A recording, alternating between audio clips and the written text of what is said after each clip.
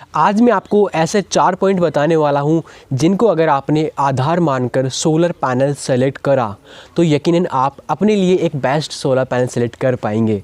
तो कौन से वो 4 पॉइंट जानेंगे आज के इस वीडियो में।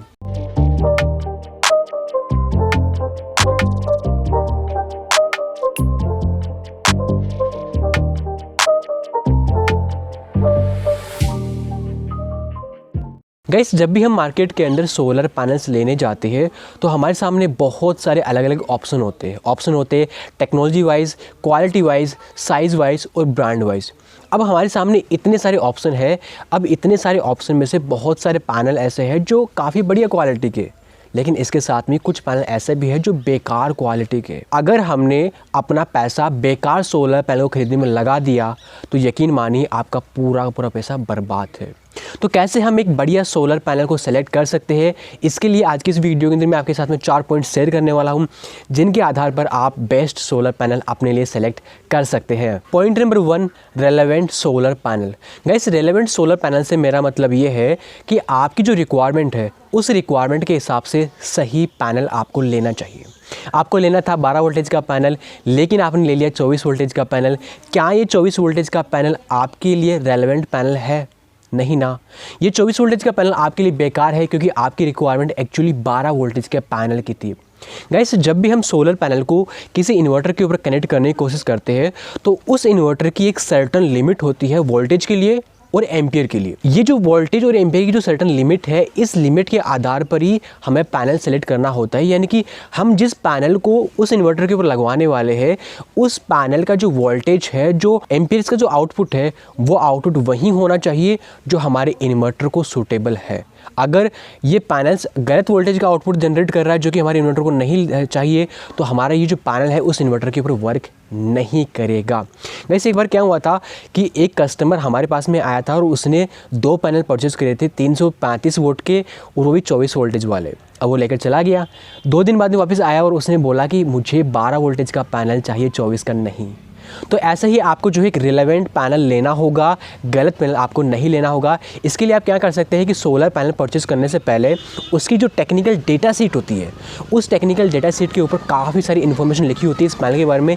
एक तरीके से ये टेक्निकल डेटा शीट इस पैनल की पूरी जन्म कुंडली होती है। इसके ऊपर इसकी कैपेसिटी, वोल्टेज, इसका एम्पियर्स, इसका एफिशिएंसी, इसका डायमेंशन, इसकी वारंटी और किस किस सिचुएशन के अंदर कितना पावर जनरेट करेगा, एवरीथिंग सब कुछ मेंशन होता है इस टेक्निकल डेटा शीट के ऊपर इस पैनल के बारे में। तो जब भी आप कोई सोलर पैनल परचेज करो तो उसकी टेक्निकल डेटा शीट को आप देख लीजिएगा कि उसके अंदर कितना वोल्टेज जनरेट कर रहा है, वो कितना एम्पियर कर रहा है, सीरीज फ्यूज कितना है उसका, सब कुछ आप इसमें रीड कर सकते हो। और उसके हिसाब से आप देख लीजिए कि आप जिस इन्वर्टर के ऊपर इस पैनल को कनेक्ट करना चाहते हो क्या ये पैनल उस इन्वर्टर के ऊपर काम करने के लिए कंफर्टेबल है या फिर नहीं। Point number 2, technology selection. अब ये वाला पॉइंट सबसे इम्पॉर्टेंट पॉइंट है क्योंकि कस्टमर इसी जगह पर सबसे ज़्यादा कंफ्यूज होता है कि उसे किस टेक्नोलॉजी का पैनल को खरीदना चाहिए। क्या उसे पॉलीक्रिस्टलाइन पैनल को खरीदना चाहिए या फिर मोनोपर्क को या फिर बाईफेशियल को। गाइस, प्रेजेंट टाइम पर हमारे मार्केट के अंदर 5 अलग अलग टाइप के सोलर पैनल्स अवेलेबल है, जिसमें पहला आता है पॉलीक्रिस्टलाइन, दूसरा आता है मोनोपर्क, तीसरा आता है हाफ कट और चौथा आता है बाईफेशियल और 5वां आता है half cut bifacial. Polycrystalline solar panel की जो एफिशिएंसी है वो 16% से लेकर 17% की होती है। मोनोपर्क पैनल की जो एफिशिएंसी है वो 19% से लेकर 20% की होती है और हाफ कट पैनल की जो एफिशिएंसी है वो 20 से लेकर 22 की होती है। बाईफेशियल की एफिशिएंसी 19 से लेकर 21% की होती है और हाफ कट बाईफेशियल पैनल की एफिशिएंसी 20% से लेकर 22% की होती है। गाइस, इस लिस्ट के अंदर जब हम ऊपर से नीचे की तरफ चलते हैं तो टेक्नोलॉजी पुरानी होती जाती है, यानी कि पॉलीक्रिस्टलाइन पैनल सबसे पुरानी टेक्नोलॉजी है और हाफ कट बाईफेशियल या बाईफेशियल टेक्नोलॉजी सबसे लेटेस्ट टेक्नोलॉजी है। इसके साथ ही ऊपर से नीचे की तरफ चलते हैं तो इनकी जो एफिशिएंसी है वो भी कम होती जाती है, यानी कि पॉली पैनल की जो एफिशिएंसी है वो सबसे कम है और बाईफेशियल, हाफ कट और हाफ कट बाईफेशियल पैनल की एफिशिएंसी सबसे ज़्यादा है। यहाँ पर एफिशिएंसी का सिंपल सा मतलब ये है कि जिस पैनल की जितनी ज़्यादा एफिशिएंसी है वो उतना ही कम एरिया कवर करता है इंस्टॉलेशन के लिए। पॉली पैनल की एफिशिएंसी सबसे कम है, इसके इसका मतलब ये सबसे ज़्यादा जगह कवर करेगा।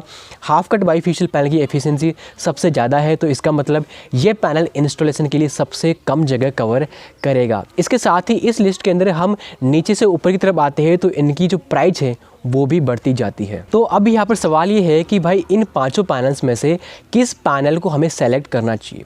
देखिए, ये पांचों टेक्नोलॉजियाँ काफ़ी बढ़िया टेक्नोलॉजी है, इनमें से आप किसी भी टेक्नोलॉजी का इस्तेमाल कर सकते हो।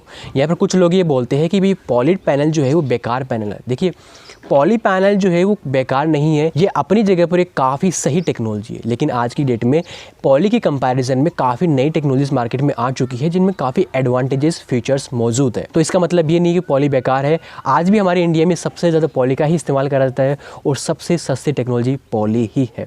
आप पॉली का इस्तेमाल भी कर सकते हो, लेकिन पॉली का टाइम धीरे धीरे जा रहा है और अगर आज आप सिस्टम लगवाना चाहते हो तो एटलीस्ट आप मोनोपर्क हाफ कट तो आप लगवाइए। पॉली भी लगवाते हो तो कोई दिक्कत नहीं है। अगर आपकी छत पर कम जगह है तो आप हायर एफिशिएंसी के पैनल का इस्तेमाल कर सकते हो जो कम जगह कवर करते हैं। अगर आपके पास में जगह सफिशिएंट है तो आप पॉली पैनल का इस्तेमाल भी कर सकते हो।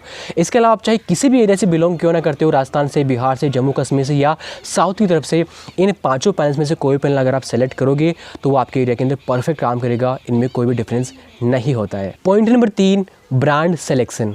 गाइस, मार्केट के अंदर सोलर पैनल्स काफ़ी सारे अलग अलग ब्रांड के अवेलेबल है, जिनमें से कुछ ब्रांड काफ़ी अच्छे हैं और उनमें से कुछ ब्रांड काफ़ी बेकार है, लोकल ब्रांड है। अब हमें हमेशा सही ब्रांड के यानी कि जो बढ़िया ब्रांड है उन्हीं के पैनल्स परचेज़ करना चाहिए, क्योंकि जो बढ़िया ब्रांड्स होती है, जो बढ़िया कंपनीज होती है, वो कभी भी अपने पैनल की क्वालिटी के साथ में कॉम्प्रोमाइज़ नहीं करती। इसके साथ ही अगर हम पैनल का इस्तेमाल करते हैं तो कल को उसमें कोई प्रॉब्लम आती है तो हमें वारंटी क्लेम करनी होती है, और जब हम वारंटी क्लेम करेंगे तो बढ़िया जो कंपनियां हैं, जो बड़ी जो ब्रांड्स है, वही हमें सही से रेस्पॉन्ड करेंगी। जो लोकल कंपनियां हैं उनका कुछ अता पता नहीं है, क्या वो हमें वारंटी क्लेम करने देगी भी या फिर नहीं।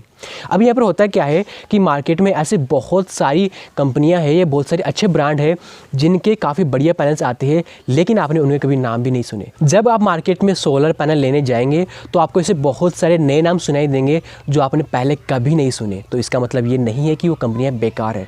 जब भी आपको कोई नया नाम सुनाई दे तो उस नाम को लेकर आप थोड़ा गूगल रिसर्च कर लेना कि वो कंपनी कहाँ पर रजिस्टर है, क्या क्या बनाती है, कितनी प्रोडक्शन कैपेसिटी है उनकी, कितना टाइम हो चुका है उनको मार्केट में। ऐसी आप रिसर्च कर लीजिएगा उस कंपनी और उस ब्रांड के बारे में।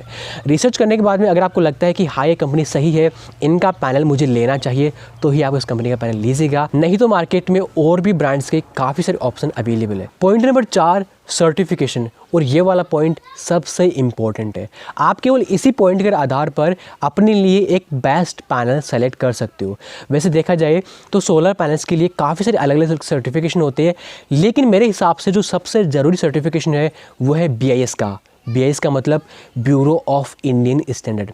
गाइस, हमारे देश भारत के अंदर जो बढ़िया पैनल्स है, चाहे वो पॉलीक्रिस्टलाइन हो, मोनोपर्क हो, हाफ कट हो, बाईफेशियल हो, किसी भी टेक्नोलॉजी के जो बढ़िया पैनल्स है, जो बढ़िया क्वालिटी के पैनल है, उन सब के पास में ये वाला सर्टिफिकेशन अवेलेबल। तो केवल इसी सर्टिफिकेशन के आधार पर आप ये देख सकते हो कि कौन सा पैनल सही है, कौन सा पैनल बेकार है। अगर पैनल की क्वालिटी सही नहीं है तो उसके पास में BIS कंप्लाइंट का सर्टिफिकेशन नहीं होगा। इसके अलावा पैनल का वारंटी कार्ड भी एक काफ़ी इंपॉर्टेंट सर्टिफिकेशन होता है।